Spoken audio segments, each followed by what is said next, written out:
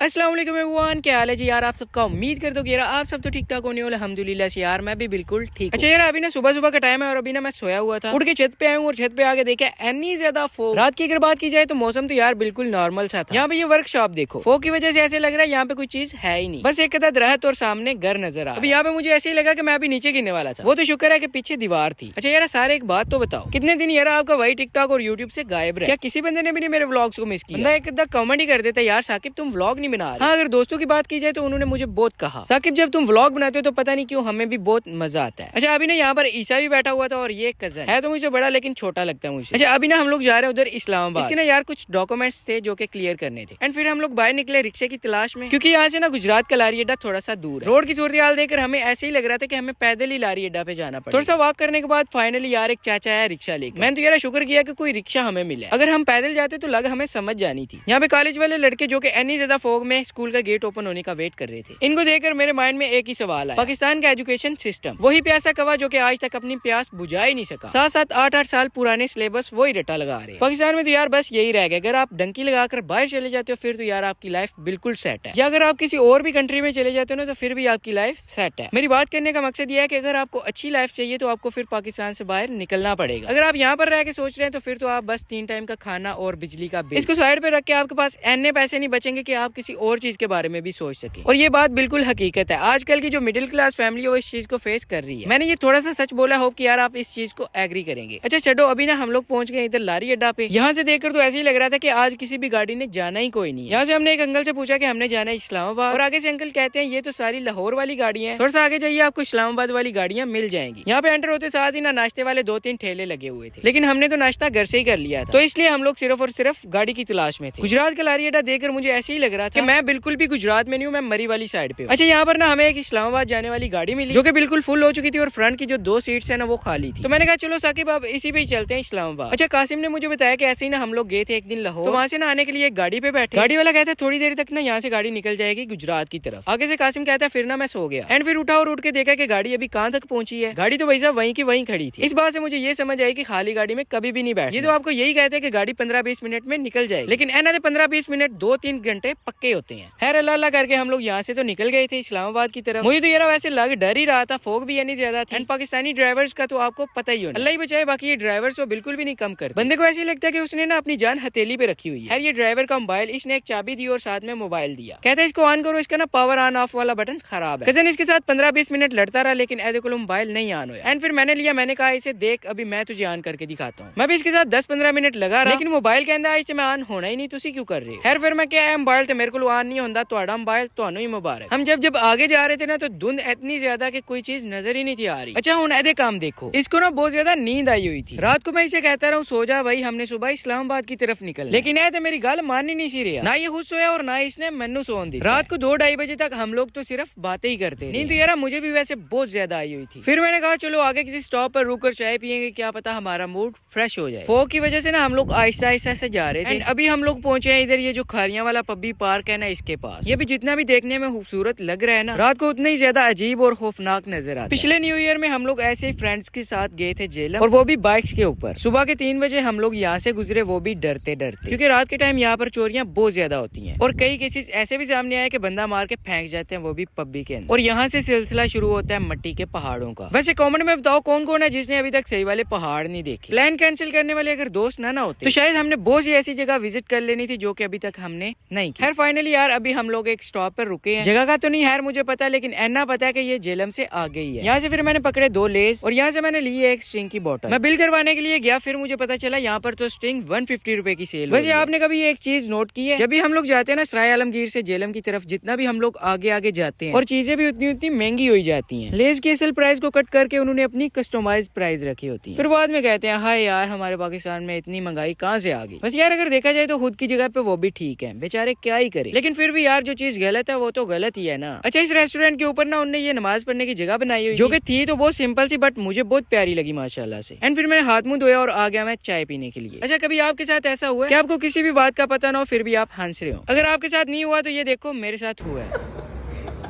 क्या है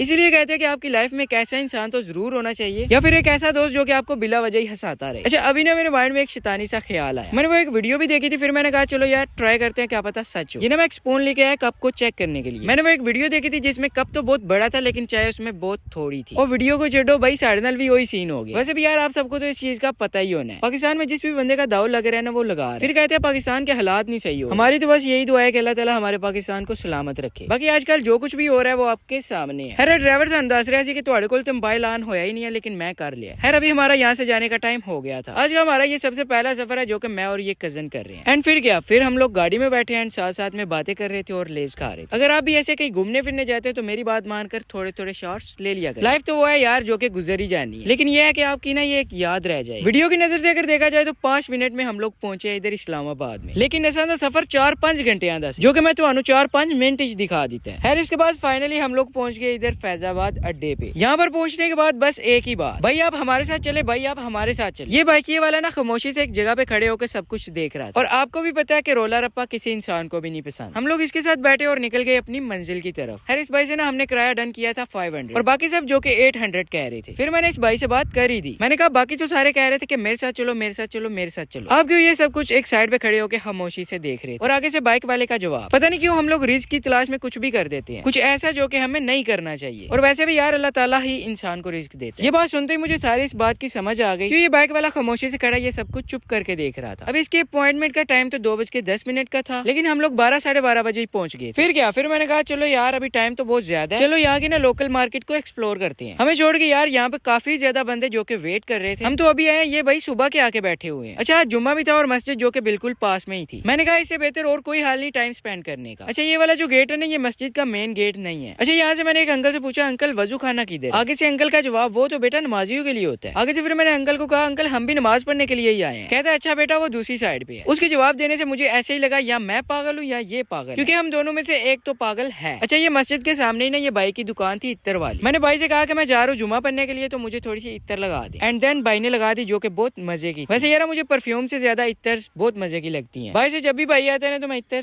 लाजमी मंगवाता हूं। इसके बाद मैं आ गया मस्जिद में। मैंने पहने हुए थे शूज और मुझे भाई साहब लग रहा था डर कि कहीं कोई मेरे शूज ना पहन के चला जाए। मैं सेकंड फ्लोर पे आया और यहाँ पर आकर देखा कि भाई साहब जूते रखने वाली जगह बनी हुई है। फिर क्या, फिर हमने यहाँ पे जूते रखे एंड वजू किया और बैठ के जुम्मा पढ़ने के इंतजार। यहाँ पर जुम्मे का टाइम 1:30 था। अगर गाँव की बात की जाए तो वहाँ पर 2 बजे होता है। फाइनली यार हम लोगों ने यहाँ पर जुम्मा पढ़ा और ये वाली मस्जिद जो कि माशाल्लाह से बहुत बड़ी थी। अच्छा इसके बाद ना हमें लगी हुई थी भूख। ये रेस्टोरेंट जो कि मस्जिद के बिल्कुल नजदीक था। टाइम जो कि हमारे पास बहुत शॉर्ट सा था क्योंकि 2 बजने में बिल्कुल थोड़ा सा टाइम था एंड 2 बजे इसका था अपॉइंटमेंट। तो मैंने कहा चलो आज यहाँ की बिरयानी खाते। अच्छा अगर बिरयानी के टेस्ट के बारे में बात करें ना तो मैंने तो यार ऐसा लगे नहीं था रहा कि मैं बिरयानी खा रहा। जैसी बिरयानी होनी चाहिए ना वैसे बिल्कुल भी नहीं थी। अगर मैं इन्हें रेटिंग करूँ तो मेरी तरफ से ये 4/10। आपके दिल में तो यही आ रहा होना कि हमें तो कुछ और बता रहा है और खुद खाई जा रहा है। अच्छा गल कुछ इस तरह दी जिस टाइम लगी होती है ना इंसान को भूख, तो फिर इंसान यही कहता है कि कच्चा पका कहीं से भी कुछ भी मिल जाए बस खाने के लिए दे दो। खैर इसके बाद कजन का टाइम भी हो गया था और ये फिर चला गया जल्दी जल्दी से ऊपर वाले फ्लोर और मैं ठहरा भाई साहब नीचे वेट करता हुआ। कसम से ये 2 बजे अंदर गया और 4 बजे बाहर आए एंड फाइनली हम लोग जिस काम के लिए आए थे ना वो हमारा कंप्लीट हो गया। इसके बाद भाई साहब हमें मिल गया एक चाचा और इस वाले चाचा के साथ हमने किराया पता है कितना डन किया, पूरे का पूरा 250 रुपए। मतलब की वही जगह यार जहाँ से हम लोग आए और जहाँ पे हम लोग जा रहे हैं। आते हुए हमने किराया 500 दिया और जाते हुए 250। फिर यहाँ पर आ जाती है ना वही वाली बात, जिसका जहाँ पे दाव लगता है वो लगाता है। चाचा के लिए यार एक लाइक तो बनता है, क्योंकि अगर ये चाचा हमसे 500 भी मांगता ना तो हमने देना था इसे। और फिर इस चाचा ने हमें उतारा फैजाबाद अड्डे के ऊपर और यहाँ पर हम लोग करने लगे बस की तलाश जो कि बिल्कुल रेडी हो गुजरात की तरफ निकलने। हमें ये एक लाहौर वाली बस मिली जो कि कहते हैं पूरे 5 बजे निकल जानी है लाहौर की तरफ। एंड फिर क्या, टाइम तो यार अभी बज रहे थे 4:45। फिर मैंने कहा चलो इसी पे चलते हैं क्योंकि 15 मिनट में ये भी जाने वाली है गुजरात की तरफ। मैं जल्दी से शॉप पे आया, यहाँ से थोड़ी सी चीजें पकड़ी और फिर हम लोग आ गए इधर बस के अंदर। अच्छा ये जो मेरे साथ आया था ना, आपको पता है यार यहाँ पे पठान हेडफोन चार्जर और पावर बैंक वगैरह लेकर घूम फिर रहे होते हैं। उससे मैं इसके साथ नहीं था और ये पठान के साथ ना रेट कर बैठा था। पठान जो कि इसे कह रहा था 1500 का ले लो और ये पता नहीं उसे 500 का कह बैठा था और आगे से खान भाई लो 500 का लो और 500 दियो। मैंने फिर जैसे तैसे करके ना इसकी जान छुड़ाई। मैंने कहा खान भाई इसके पास मोबाइल नहीं है, इसने पावर बैंक क्या करना। और मजे की बात यह है कि उनके पास पावर बैंक भी ऐसे होते हैं, क्या पता आपके मोबाइल को 1% चार्ज करें और 10% वापसी खींच लें। अच्छा फिर ना ये निम्को वाला आया, एन में कोई कसर नहीं चाहिए। अच्छा कजन कहता है ये निम्को तो बहुत अच्छी लग रही है, चलो एक ले ले। मैंने कहा हाँ काफी बड़ी भी है, चलो ले लेते हैं। एंड उन्होंने अगू सानू की पकड़ाया तो ये देख के हैरान हो गया और ये मैंने इस निम्को का पूछा, कहता है ये तो मैं तोड़ के देता। मैंने फिर कहा वाह चाचा तू हमारे साथ वाकई खेल गया। मैं तो समझ रहा था कि हमें चाचा ऐसे ही ना बड़ी बड़ी रस्सियां टाइप देगा। एना तो दा मेरी मशूक ने नहीं मैंने लाया जिन्ना चाचा ला गया। मजाक लगा था यार, चिल रहा करो। यहाँ भी यार मैंने गाने शाने लगाए हुए थे तो मुझे बड़ा मजा आ आ रहा था ट्रैवल करने में। और बस की स्क्रीन पे जो कि मूवी लगी हुई थी वो भी पंजाबी। ये मैंने देखी हुई है मूवी, तो इसलिए मैं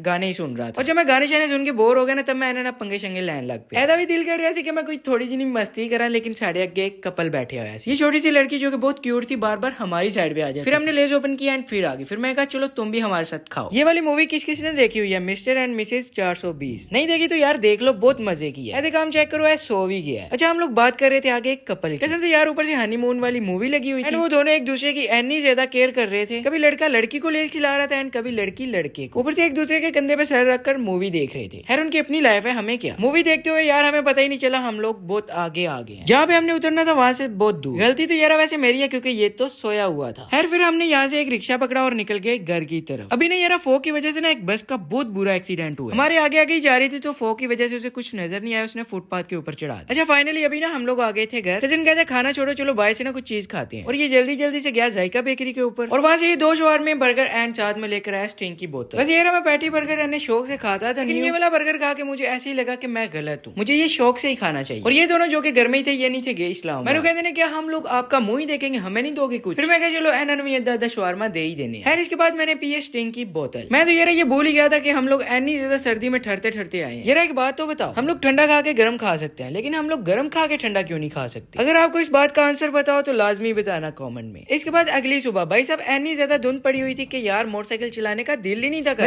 ये हेलमेट बड़ा अजीब सा लग रहा है। ठीक है यार, हेलमेट पहनना चाहिए, लेकिन मेरे बड़ा अजीब सा लग रहा है। इसके बाद मैं आ गया दोस्त की शॉप पे। मैंने कहा चलो यहाँ से ना वेट चेक करते हैं अपना। और मेरा वेट जो कि यार 57 है, और पहले मैंने चेक किया था वेट जो कि मेरा 54 था। ये आज का हमारा व्लॉग। होप सो कि आप सबको अच्छा लगा होना है। अच्छा लगा तो लाइक और चैनल को सब्सक्राइब लाजमी करना। मिलते हैं फिर नेक्स्ट व्लॉग में, तब तक के लिए अल्लाह हाफिज, बाय बाय।